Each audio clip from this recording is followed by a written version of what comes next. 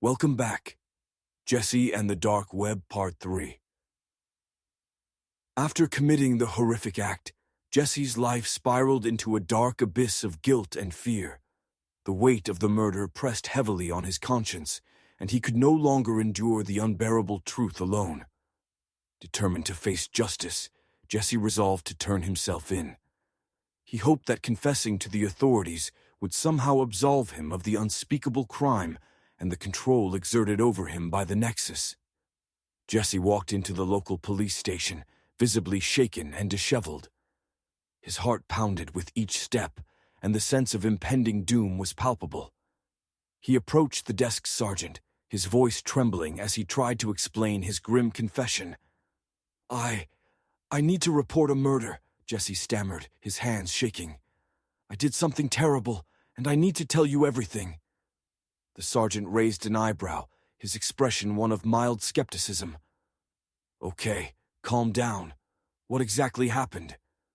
Jesse detailed the events with a fervor born of desperation, recounting the Nexus, the tasks, and the coercion he felt. He spoke about the cryptic messages, the manipulative control, and how he had been driven to commit the murder of Mark.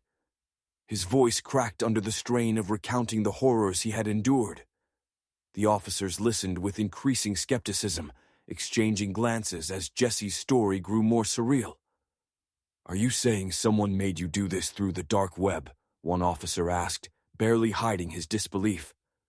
"Yes, the Nexus. It's a sinister chat room. It manipulated me. You have to believe me." Jesse pleaded, his eyes wide with fear and desperation. The officers were nonplussed. To them, Jesse's story sounded like a bizarre excuse, a delusional attempt to avoid responsibility. They questioned him further, probing for inconsistencies or signs of mental instability. Despite Jesse's detailed confession, the idea of a dark web entity controlling his actions seemed far-fetched and implausible. "You expect us to believe that an online chat room forced you to kill someone?" another officer asked, his tone dismissive. "We need concrete evidence, not fantastical stories." Jesse's pleas grew more frantic, but the officers remained unmoved. They conducted a preliminary investigation based on his confession, but without physical evidence or corroboration of his bizarre claims. They were unconvinced.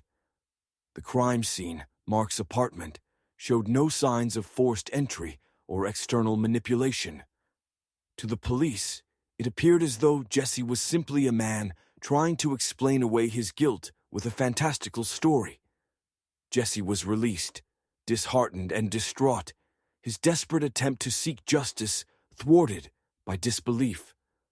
The weight of his actions and the haunting presence of the Nexus remained, exacerbating his growing despair.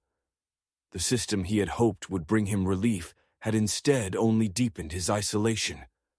The Nexus, having fulfilled its malevolent purpose, had receded once more into the dark web's depths, leaving Jesse trapped in a nightmarish reality. The police's skepticism left him feeling even more isolated and paranoid, a man condemned by his own actions and the chilling manipulation of a force beyond comprehension. As the days dragged on, Jesse struggled with the crushing realization that the truth he held was too monstrous to be believed.